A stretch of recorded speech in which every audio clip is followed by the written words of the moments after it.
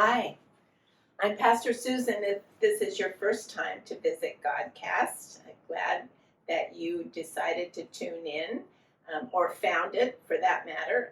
I'm at Messiah Lutheran Church in Auburn, Washington, and I have the wonderful job of telling stories from Scripture, the Bible, which I really love doing because I've invested so much of my life reading the stories and trying to figure out how they apply to me and the world. So that's been a big job, but I have loved doing it. So I hope you learn something about yourself today. We are in a season of the church, a time of the church called Advent. And Advent is about waiting. And you may already know this, that we're waiting for Christmas. That's right. Yep, Christmas. And the Bible has a very big story about all of that. And actually, the story of Christmas and waiting for it goes almost 2,000 years, a really long time. And there's some important characters. You know how when you read a book or watch a movie or a cartoon, there's some really important characters and that you pay most attention to them. And then there's some other characters that kind of come and go, but they're not as important as the star. Well, there's a couple of stars in this story of waiting for Christmas, and they are Mary, and Joseph. And Mary is pregnant. She's going to have a baby. She's going to be a mama.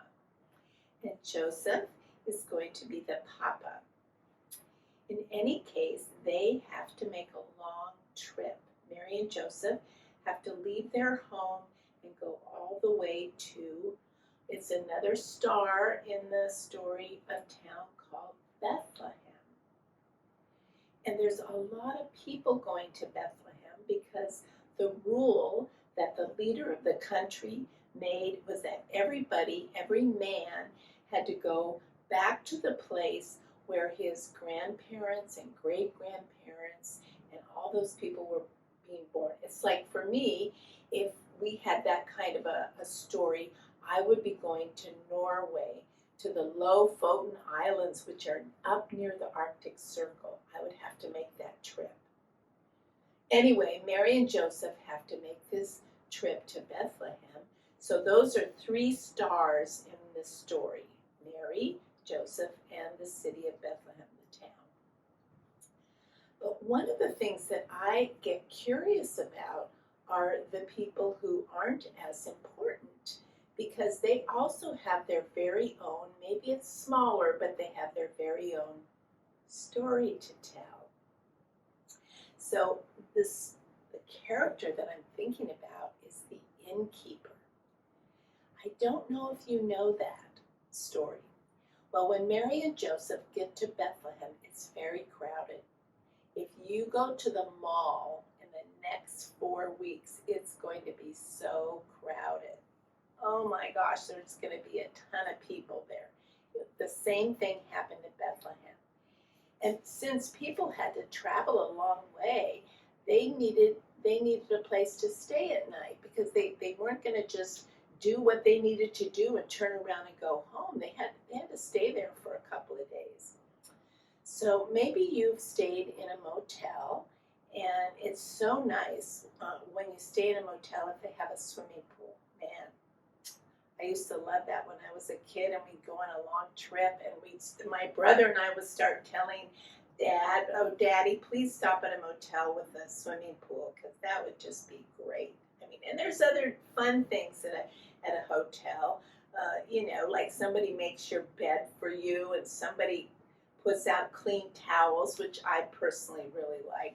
But anyway, it's really fun to stay someplace like that, and I bet Mary and Joseph were looking for a place like that, where somebody would kind of make them comfortable and make their bed for them and maybe even have a little bit of breakfast ready for them in the morning.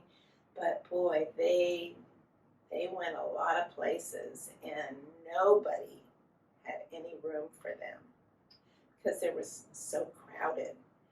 And they were getting kind of scared, and Mary was going to have a baby, and it was getting really close to the time when the baby was going to be born.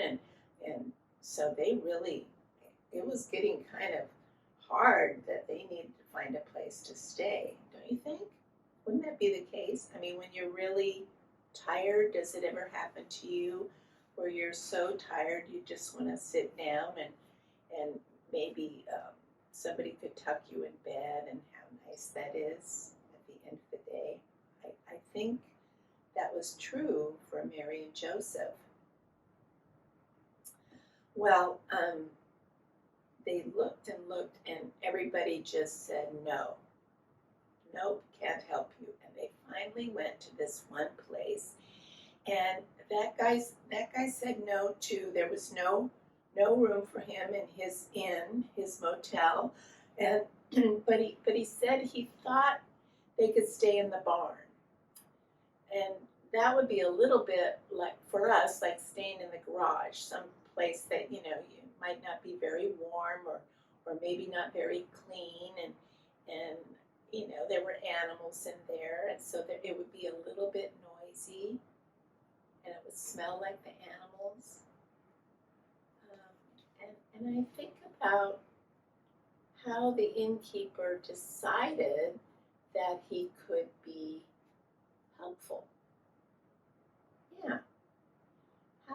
How do you decide that when you don't have room in your own house, or you don't feel like you really want to help somebody because you're busy, or maybe you're tired, or you're hungry, or you want to go play with your friends and you don't feel like helping a stranger? And I'm thinking that the innkeeper helps us understand that sometimes people come into our lives that we might be able to help. Isn't that an interesting idea? And I like to think about some of the people that have helped me over the years. Yeah. There was a lady in my church, and she used to come over at a time when I didn't feel very good, and she would just sit with me. She wasn't funny, and she didn't tell stories, but she would just sit with me and let me talk and tell her my story. It was very, very nice for me that she, kind of like the innkeeper, was willing to help, but that she didn't need to be funny or do something. That she was just willing to sit with me. Do you have anybody like that in your life? Somebody that you can just sit with and be quiet? Do you have a friend like that? Do you have somebody in your family like that? Are you ever like that? Well, here's an idea for you. Just, you can think about it. Actually, it's an idea that I think I'm going to try too. I think over the next 4 weeks, when we're waiting for Christmas, and when we go places that are really crowded and busy and fun and exciting, that maybe at the end of the day we would find somebody, maybe at home or maybe a friend's house, and just sit together. Just maybe for a couple of minutes. Even if you're like 3 or 4 or 5, there are people that you know that would just love it if you sat with them. Really, that's true. And if you're a little bit older, maybe you could ask somebody to read you a story, and then just sit and talk about the story. It's kind of like the innkeeper who was willing to just make room for somebody who was tired or needed to sit down and rest, and you can be that person for somebody to just sit. And here's what I like to do. When we get our Christmas tree and we put all the lights on it, the very last thing I do every night is I turn off all the lights and just sit on the sofa, the couch, and just look at the tree and be quiet. Shh, really quiet. Why don't you try that?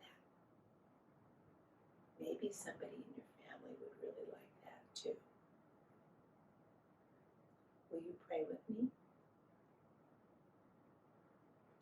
Dear God, thank you for the ways that you open the door and say yes to us. Help us these days to find little